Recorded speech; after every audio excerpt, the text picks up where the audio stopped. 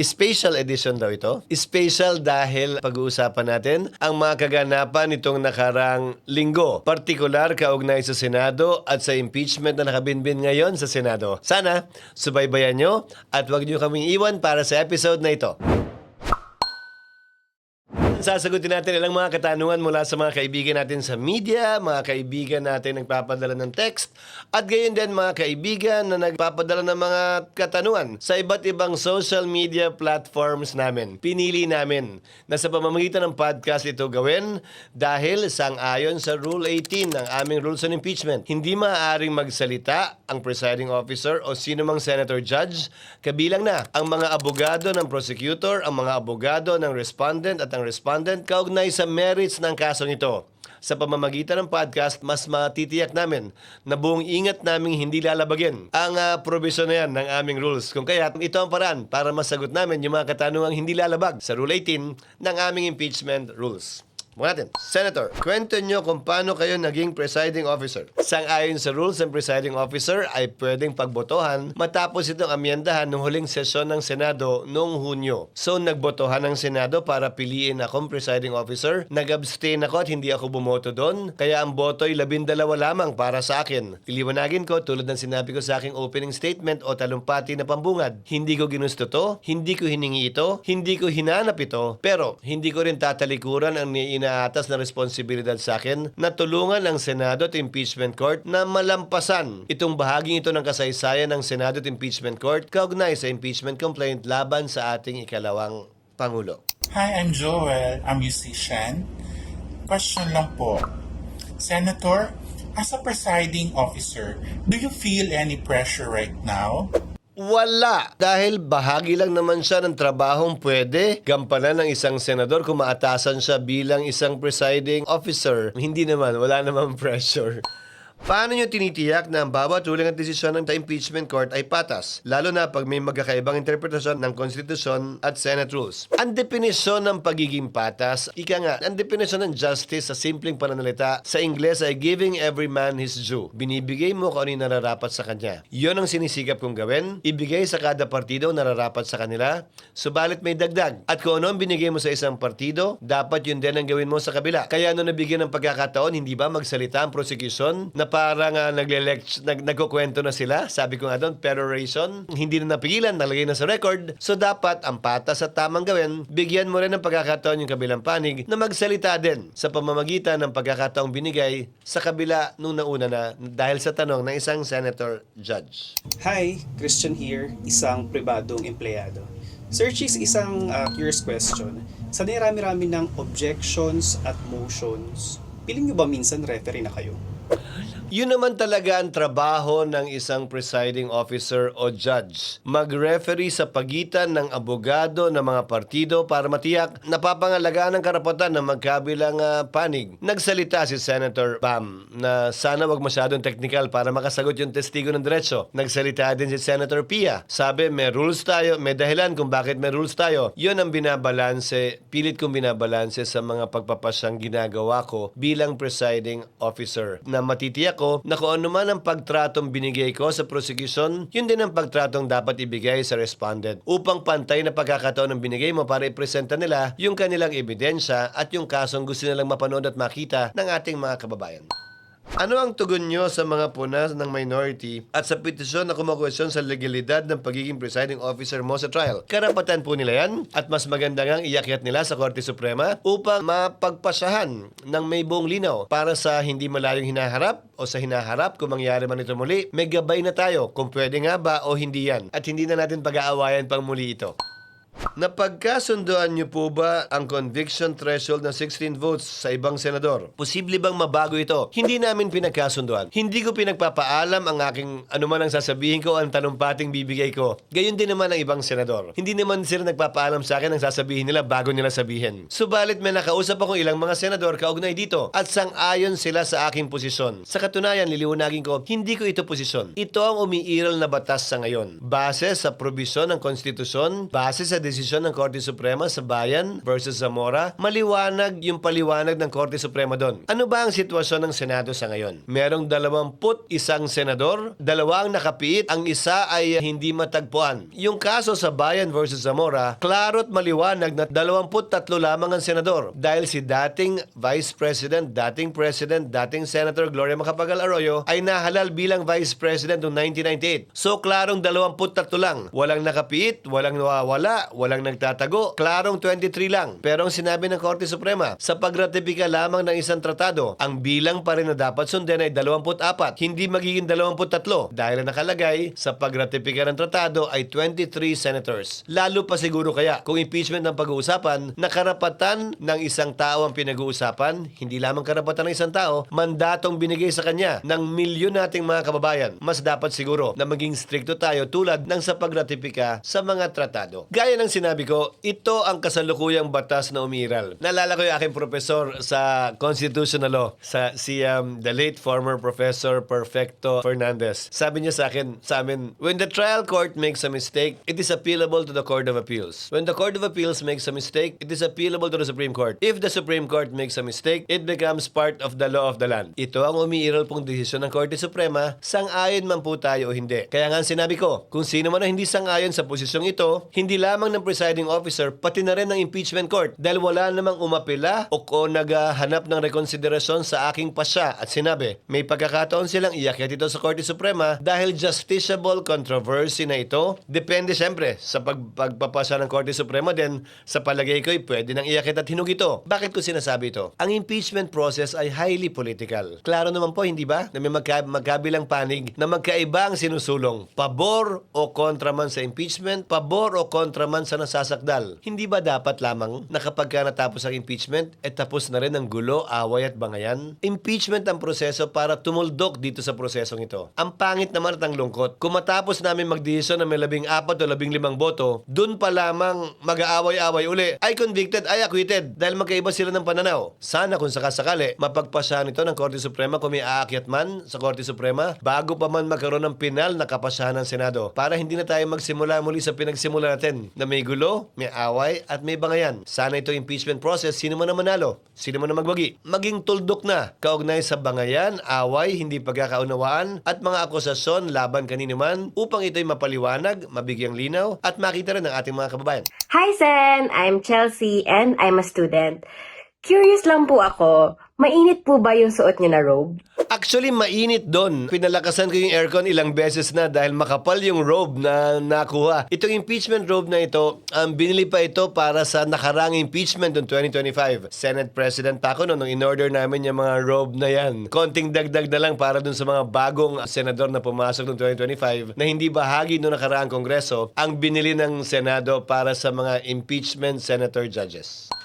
Anong klaseng mga tanong po ang pwedeng itanong ng mga senador na pinapayagan ng rules? Ano ang ipinaalala niyo sa kanila? Hindi ko kinausap ang bawat senador kaugnay sa pwede o hindi nila pwedeng tanungin. Hindi naman yata tama yon. Hindi naman ako primus inter pares o una sa magkakaparehas. Pare-pareho kaming senator judge, nagkataon lamang na nagpe-preside ako, pero hindi para sa akin diktahan kung anong pwede at hindi nila pwedeng tanungin. Subalit, kapag ito ay medyo tumatawid na sa pwede at hindi pwede, pwede lamang ako magpaalala na sana hanggat maaari iwasan yun. Sa ilalim kasi ng korte, ng impeachment court man o regular na korte, ang ebidensya ay dapat pinepresenta sa pamamagitan ng mga testigo. Hindi sa pamamagitan ng mga abogado. Yung mga fact at yung mga law dapat ipalabas sa pamamagitan ng testigo. Hindi sa pamamagitan ng argumento ng abogado. Pero hindi ko pa rin pwedeng pigilan yung tanong, pero pwede kong pigilan yung abogadong sumagot kung ito'y lalabag dun sa pamantayan at panuntunan na yon.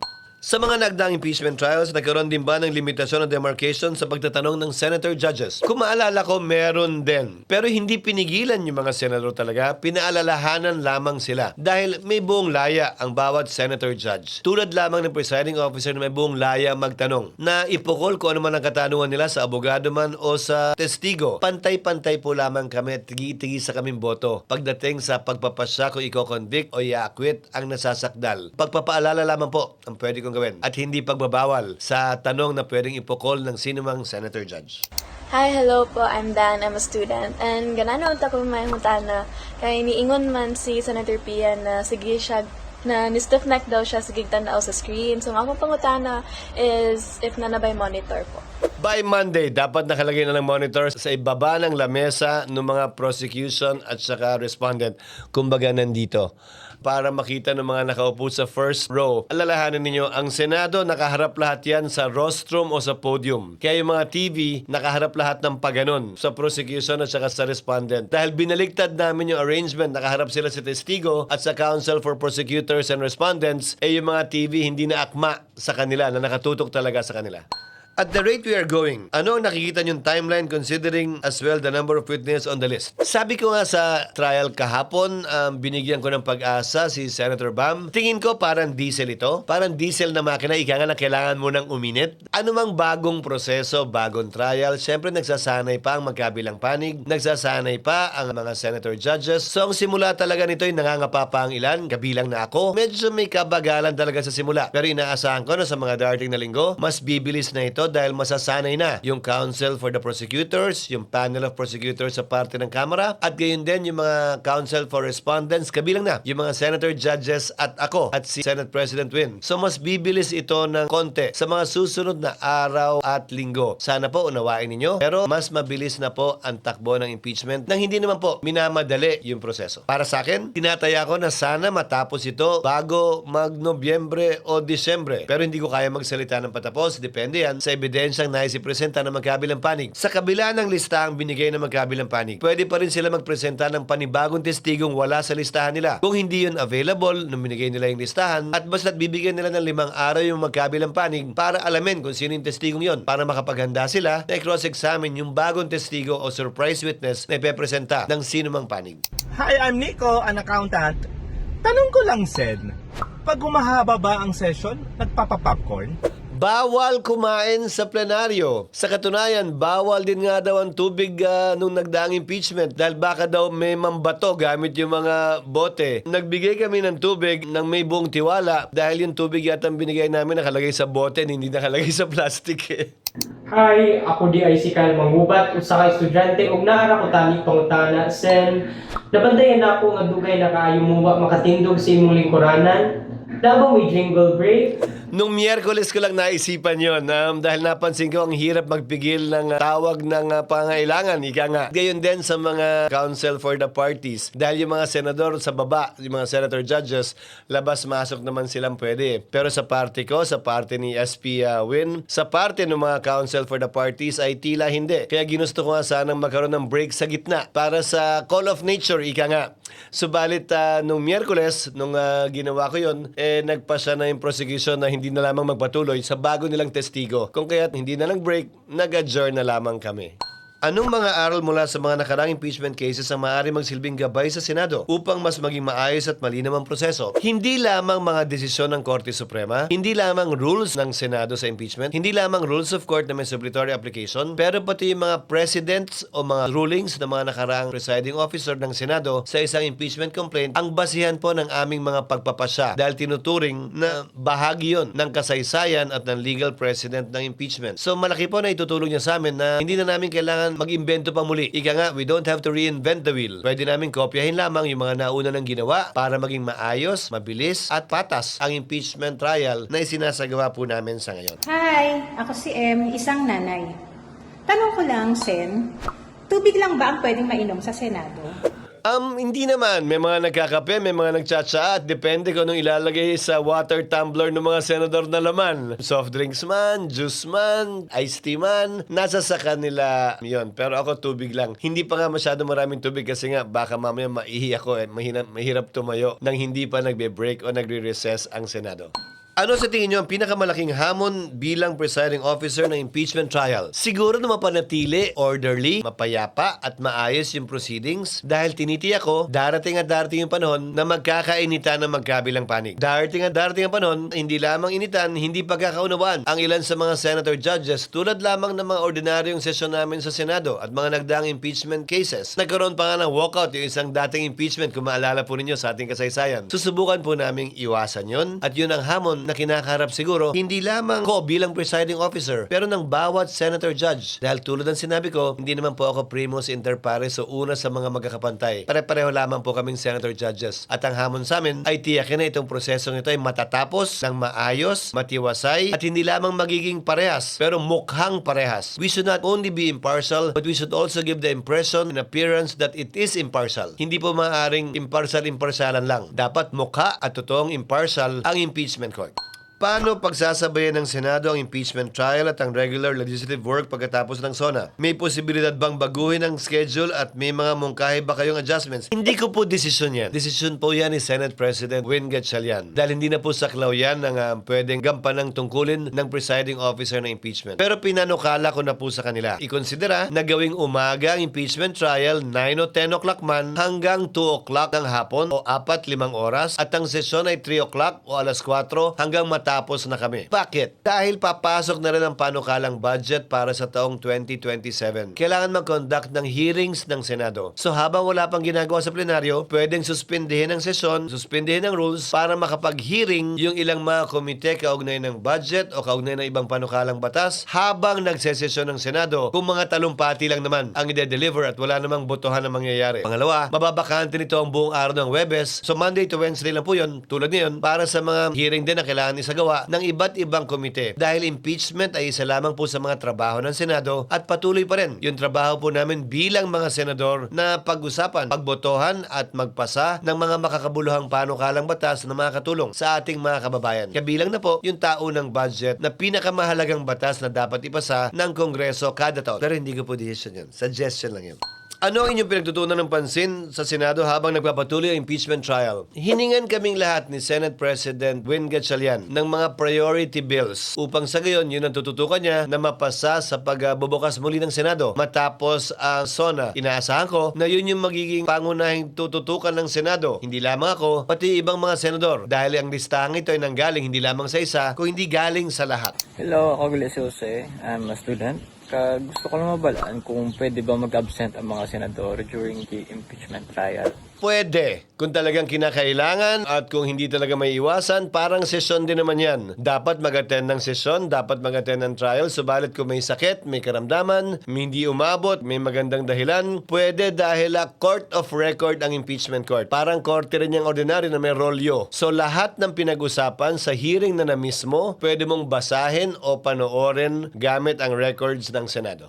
Magkano nagastos ng Senado sa unang linggo ng impeachment trial kasama ang logistics at security? Si Senate President Win Gatchalian po ang dapat na makaalam po nito. Subalit, ang kaya ko lang siguro sagutin na ito, hindi kami nagdagdag ng tao, hindi kami nagdagdag ng security, wala kaming biniling bagong lamesa. Alam ko, galing lamang sa bodega ng Senado yung ginagamit na lamesa ng counsel for both parties. Yung witness box, ginawa yan nung panahon ko pa bilang Senate President, bilang paghahanda nung impeachment dapat nung 2025. Kung meron man, yung aircon nakabukas pa rin sa Senado kahit may impeachment o wala, kahit may sesyon o wala. So walang dagdag sa utilities. Siguro may dagdag man sa utility, sa tubig dahil mas maraming gumagamit ng banyo, pero walang ganong kalaking dagdag sa gastusin ng Senado itong impeachment trial. Mas maraming oras lang na ginugugol ang mga senador sa Senado bilang impeachment court. Dahil ngayon dapat recess po kami. Pero imbis na recess, nandun po kami nagtatrabaho bilang senator judges. Yun lang po siguro ang pagkakaiba. At wala rin pong dagdag sa sweldo namin kahit na may dagdag na trabaho. Hello, I'm Zina. Nagtatrabaho ko sa isang BPO company. Question lang, Senator. Bilang ordinaryong mamamayan, anong mapapala namin sa impeachment trial? Pinapatunayan at pinapakita kasi nito na tumatakbo, umuubra yung demokrasya natin sa ating bansa, na sa dulo, magbebenepisyo dapat ang bawat Pilipino. Dahil sino ba naman ang gustong manirahan o mabuhay sa isang bansang may diktadurya? Buhay ang demokrasya sa ating bansa at ito ang pinapakita at pinapatunayan natin sa pamamagitan ng prosesong ito. Yun marahil ang pinaka pwedeng maibigay ng prosesong ito sa ating mga kababayan. Ano ang mensahe nyo sa publiko na umaasang magiging maayos at makatarungan ang buong proseso? Sa abot po na aking makakaya, bilang presiding officer at bilang isang senator judge, isa sa 24, sisikapin ko po palagi na maging maayos, patas, parehas, at magagawad ng katarungan ito sa lahat ng partido sa kasong ito, prosecution man o respondent man. At natatapusin namin ito at hindi iiwanang bitin. Dapat lamang po na kung ano man ang sinimulan ay dapat tapusin. At sana ito nga binalikat payat naming proseso ito ng impeachment ay tunay na tapusin ng Senado bilang impeachment court, hindi mabitin. Kung ano man ang konklusyon, sino man ang mapaboran nito, sino man ang masaktan, sana tanggapin ang magkabilang panig, unawain at maunawaan dahil ginagampanan lamang po ng Senado ang aming trabaho nang walang dapat kinikilingan ng bawat isa sa amin. Maraming salamat po sa lahat ng padala ng katanungan sa pamamagitan ng message, sa pamamagitan ng social media accounts namin at sa pamamagitan ng mga interview sa ilan sa ating mga kababayan kaugnay ng sinasagawang impeachment trial ng Senado. Pinili po namin, ulitin ko, na gawin ito at hindi isang press con o interview dahil hindi naman po perpekto, tao lang, baka po madulas at magsalita kaugnay sa merits. So at least to, sa prosesong ito, sa parang ito, matitiyak po namin na hindi namin lalabagin ang Rule 18 ng aming impeachment rules. Maging ganun pa man, sisikapin po namin bigyang linaw ang mga katanungan po na meron kayo kaugnay sa proseso ng impeachment at yung mga nagaganap sa impeachment. Sana nabigyang linaw po kayo maski na papano sa nangyayaring impeachment trial sa Senado ngayon at sana tulad ng dati, meron po kayo napulot na dagdag kaalaman o aral sa aming diskusyon at tinalakay na paksa sa araw na ito. Sa muli, ito po ang Cheese Whiz, usapang may laman at hanggang sa susunod